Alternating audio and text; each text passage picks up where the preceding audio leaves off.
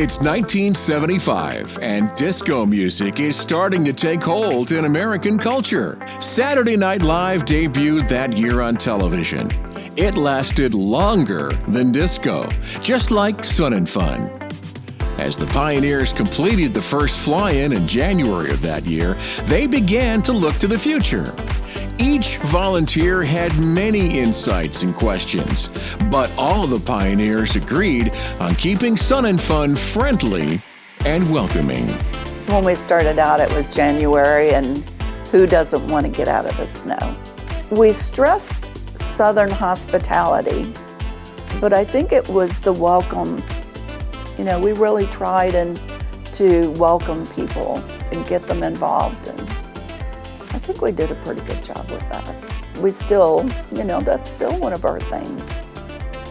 You know, the weather was pretty unpredictable in January, especially for people flying from up north in any distance. During the third fly-in in 1977, an event had the pioneers questioning January. Remember, this was in January. Our first fly-ins were in January.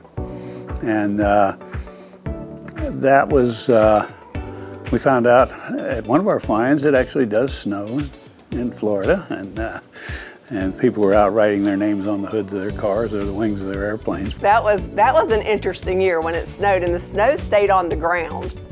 And that was actually the first year we were on this side of the airport, because we were on the north side in 75 and 76, and we moved over here in 77 and in January, and that's the year it snowed.